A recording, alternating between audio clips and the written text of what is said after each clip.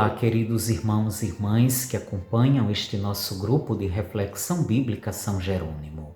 Neste domingo, 17 de outubro, que corresponde ao 29º domingo do tempo comum, iremos refletir a partir do texto do Evangelho, que é Marcos, capítulo 10, versículos de 35 a 45.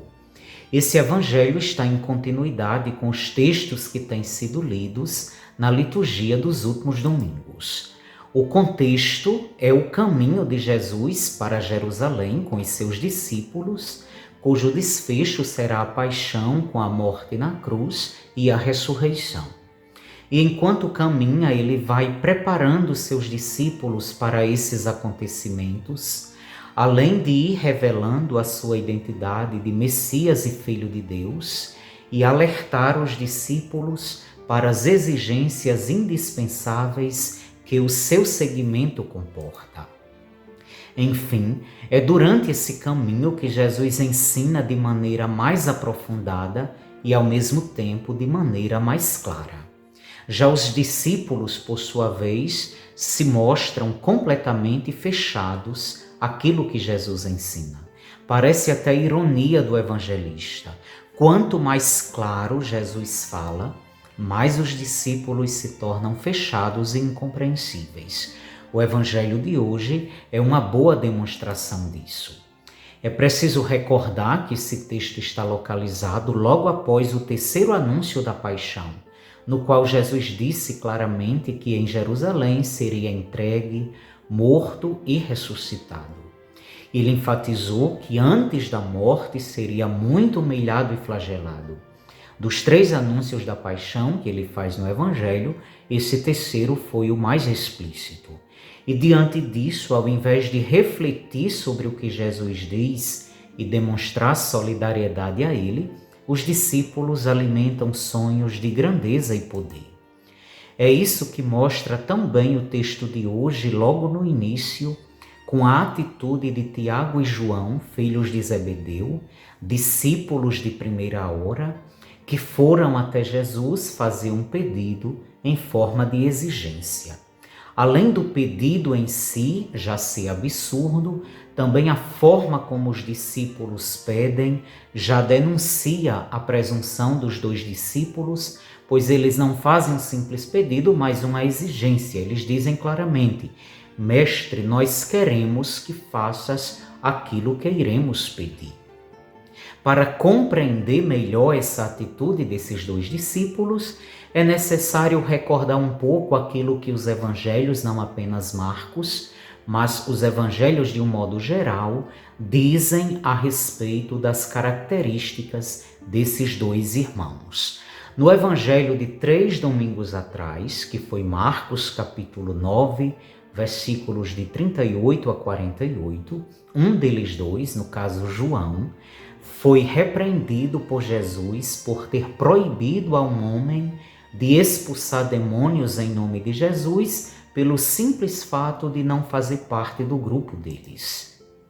Em outro momento, dessa vez contado por Lucas no capítulo 9, versículos de 51 a 55, eles ameaçaram, esses 2 discípulos, João e Tiago, ameaçaram destruir com fogo um povoado da Samaria somente porque lá eles não foram bem acolhidos. Portanto, como se vê, eles 2 tinham um temperamento difícil, demonstravam-se intolerantes, arrogantes, e o evangelho de hoje mostra que eles eram, além disso, também muito ambiciosos.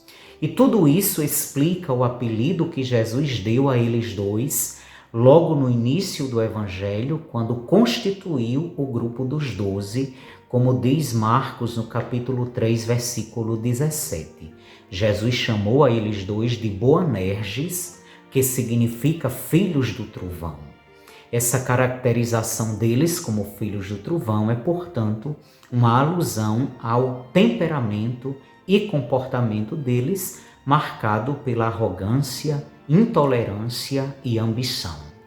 O pedido que eles fazem no Evangelho de hoje para ocupar os primeiros lugares na glória um à esquerda e outro à direita de Jesus, é absurdo, ainda mais considerando os últimos ensinamentos de Jesus, tanto sobre a sua entrega pessoal, quanto sobre as exigências para o seu seguimento.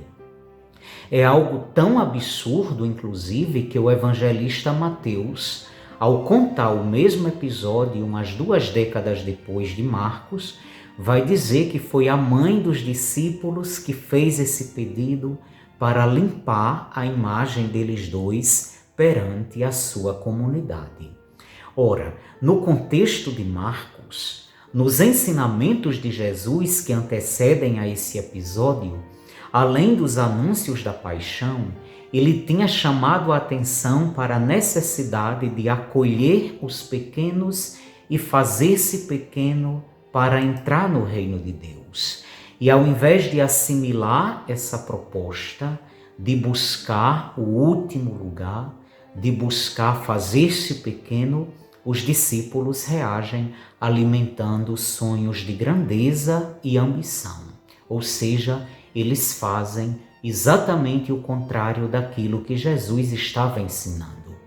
E o pior é que a ambição não diz respeito somente aos 2 discípulos, mas atinge a toda a comunidade, como diz o evangelista que os outros 10 ficaram indignados, quer dizer, ficaram com raiva dos 2 por causa desse pedido. A comunidade ficou dividida em 10 contra 2, contrariando completamente o projeto de Jesus. Por isso ele chamou a atenção não apenas dos 2, mas de todo o grupo, explicando que a comunidade dos seus seguidores não pode ter as estruturas dos poderes vigentes como parâmetro, onde há dominados e dominadores. Na comunidade cristã não pode ser assim. A comunidade cristã, a comunidade dos seguidores de Jesus, deve ser norteada por relações de igualdade, justiça e amor, e nela todos devem empenhar-se unicamente em servir a maneira de Jesus, incluindo a capacidade de dar a própria vida pelo outro. É muito oportuno, caros irmãos e irmãs que nos acompanham, que esse texto seja lido exatamente neste dia em que se abrem oficialmente, no âmbito das dioceses, os trabalhos preparatórios para o Sínodo dos Bispos, que visa recuperar, realinhar a Igreja à originalidade do Evangelho, convidando todos e todas a abraçarem a dinâmica do caminhar juntos. E para esse caminhar juntos tornar-se uma realidade, é necessário que sejam eliminados de nossas comunidades todos os entraves, principalmente as ambições e as rivalidades. Sem ambição e sem rivalidade, sem espírito de competição, vamos construir, se Deus quiser, uma igreja com participação, comunhão e missão, como está pedindo o Papa Francisco e como quis o próprio Jesus ao fundá-la.